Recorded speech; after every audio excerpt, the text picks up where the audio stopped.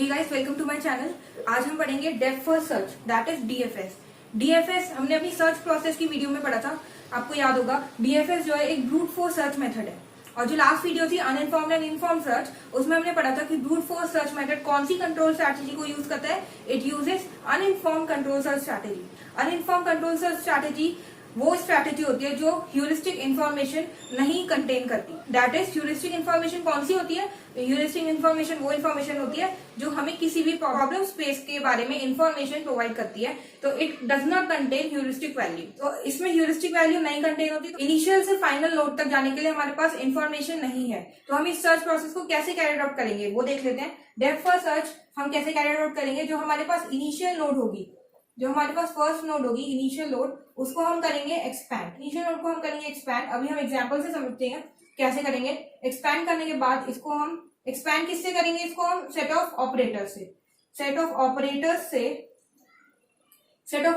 से हम इसको करेंगे एक्सपैंड। दैट इज, हम एक इनिशियल नोड पर एक्शन परफॉर्म करेंगे जो हमें अपनी नेक्स्ट नोड पर ले जाएगा। दैट इज, हम करंट नोड पर एक एक्शन अप्लाई कर रहे हैं जो हमें अपनी नेक्स्ट स्टेट के बारे में इंफॉर्मेशन प्रोवाइड करेगा। ओके, यहां तक हमने कर दिया सेट ऑफ ऑपरेटर्स एक्सपैंड। अब इनिशियल नोड के जो भी सक्सेसर्स होंगे उनको हम जनरेट करेंगे और उनको हम करेंगे टेस्ट। ये हम कैसे समझते हैं? एक हम सर्च ट्री लेते हैं डीएफएस का। हम सर्च ट्री के बेसिस पर समझते हैं कि डीएफएस वर्क कैसे करता है। Suppose we have a root node and it has 3 children, that is A, B and C. A has further 3 children, that is D, E and F, and B have 2 children, that is G and H, and C has suppose no children. तो हम क्या करेंगे? हम DFS जब carry out करेंगे, हम अपनी गोल node G को ले रहे हैं, तो हमें अपनी गोल नोड तक जाना है इनिशियल से। हमारे पास कोई इन्फॉर्मेशन नहीं है, ना ही हमारे पास कोई कॉस्ट वैल्यू है जिसके बेसिस पर हम डिटरमाइन करें कि प्रेफरेंस किसको देनी है, कौन सी वाले चाइल्ड को प्रेफरेंस देनी है। तो इसमें हम प्रेफरेंस वाइज नहीं चलते, डेप्थ वाइज हम फॉलो करते हैं। डीएफएस है, डेप्थ फर्स्ट सर्च है, तो हम क्या करेंगे? डेप्थ में जाते जाएंगे। हम करेंगे इनिशियल नोड को एक्सपैंड। हमने कर दिया ए, बी एंड सी, उसकी initial node, using a set of operators. After that हम उसके सक्सेसर्स को टेस्ट करेंगे। उसका सक्सेसर कौन सा? ए। ओके, हम क्या करेंगे? इस वाले पाथ में फॉलो करेंगे। Then further it will go into the depth. Same process follow होगा, एक्सपैंड होंगी नोड्स और उसके सक्सेसर्स को टेस्ट करेंगे। इसका सक्सेसर फर्दर नोड कौन सा है? डी। जब डी स्कैन हो जाएगा तो उसके बाद हम क्या करेंगे? We will go back to the parent node again. Parent node पे जाने के लिए हम इसको करेंगे backtrack. After that parent node से हम वापस आएंगे ई की तरफ, फिर ई से हम दोबारा ए पर जाएंगे और ए से फिर हम एफ पर आएंगे। आफ्टर दैट एफ से वापस ए पर जाने के बाद, ए से वापस रूट के बाद फिर हम बी पर आएंगे। दैट इज, एक एक नोड आप देख रहे होंगे स्कैन होती जा रही है इन डेप्थ वाइज डायरेक्शन। अब डी के फर्दर कोई नोड नहीं है तो ये वापस कहाँ जाएगा? ए पर। After that E, after that A again and then F, after that A and then root and then B and then it will go to G। और यहाँ पर हमारी सर्च हो जाएगी terminate, because this is our goal node. तो अगर हम depth first search में जो इंपॉर्टेंट पॉइंट्स है वो देखें तो ये करता है इनिशियल नोड को एक्सपैंड और करता है अपने सक्सेसर्स को टेस्ट। और ये कौन सी स्ट्रैटेजी को यूज करता है? ये करता है अनइन्फॉर्म्ड कंट्रोल स्ट्रैटेजी को यूज। और ये कौन सा मेथड है? ये brute force method.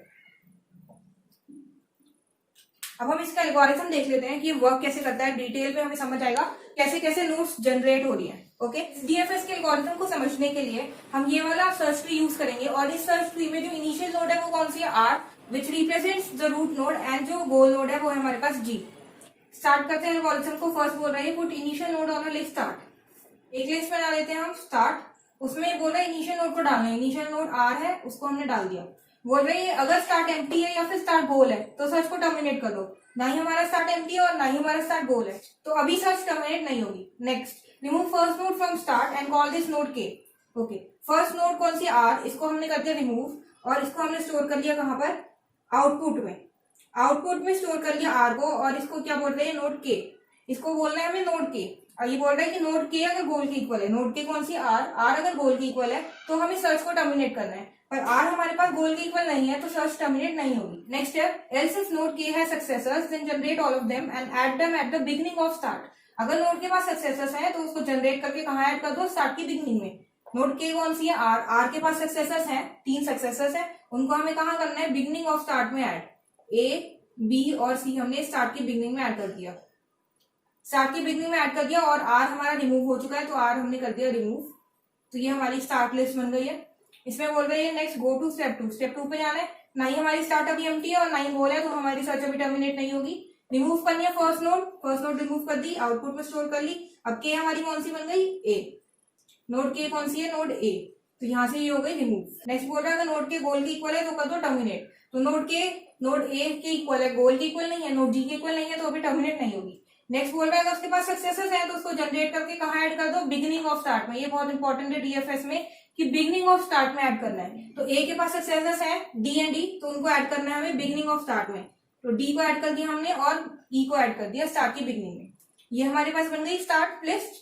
And next बोल रहे हैं गो टू स्टेप 2, स्टेप 2 पे वापस जाना है। ना ही हमारी स्टार्ट एम्प्टी है और ना ही हमारी स्टार्ट गोल के इक्वल है, हमें अभी सर्च को टर्मिनेट नहीं करना। नेक्स्ट बोल रहा है remove first node from start कर दिया, स्टार्ट में से रिमूव कर दी नोड फर्स्ट और उसको स्टोर कर लिया आउटपुट में। बोल रहे हैं कॉल दिस नोड के कौन सी बन जाएगी हमारी, नोड के बन जाएगी नोड डी।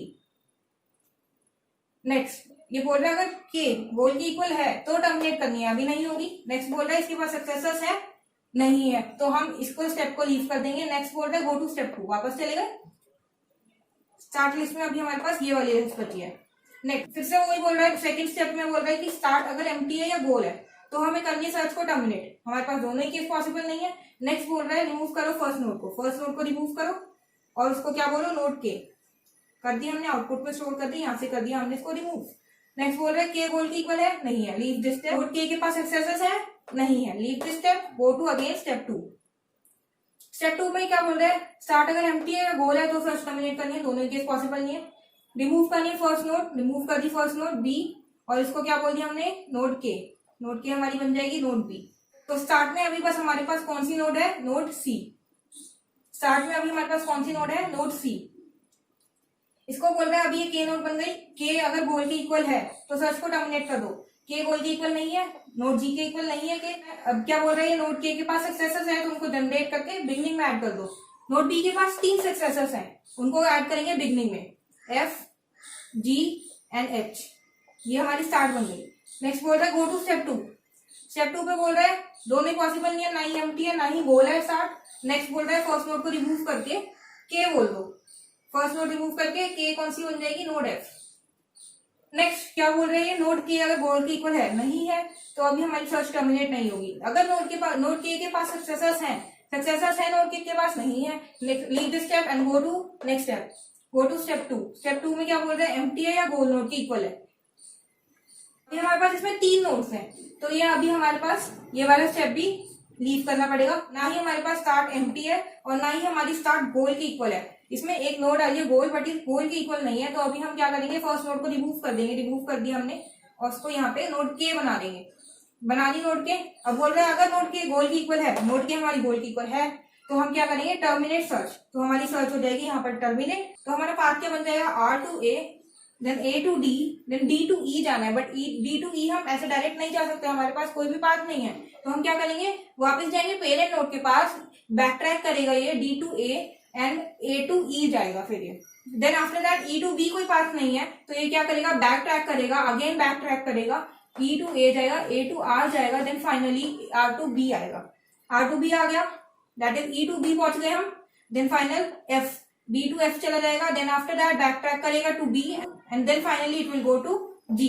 और नोड G पर आके ही हमारा सर्च प्रोसेस टर्मिनेट हो जाएगा सक्सेस के साथ, मतलब कि हमें अपनी गोल नोड मिल चुकी है। So this was the algorithm. DFS में जो नेक्स्ट टॉपिक है वो हमें पढ़ना है कॉम्प्लेक्सिटी। कॉम्प्लेक्सिटी हम देखें अगर डीएफएस की, तो कॉम्प्लेक्सिटी 2 टाइप की होती है। फर्स्ट जो होती है वो होती है टाइम कॉम्प्लेक्सिटी, और जो सेकंड होती है वो होती है स्पेस कॉम्प्लेक्सिटी, कि वो टाइम कितना लेता है सर्च प्रोसेस और कितना स्पेस लेता है, ये हमें पढ़ना है। कॉम्प्लेक्सिटी होती है डीएफएस की, वो होती है big O of B to the power D। यहाँ पे B क्या रिप्रेजेंट कर रहा है, B represents the branching factor और D represent the depth. Branching factor means number of branches जो होती है हमारे सर्च ट्री में, वो ब्रांचिंग फैक्टर हो गया, और D उसकी डेप्थ जितनी हो गई, जितने उसमें लेवल्स होंगे।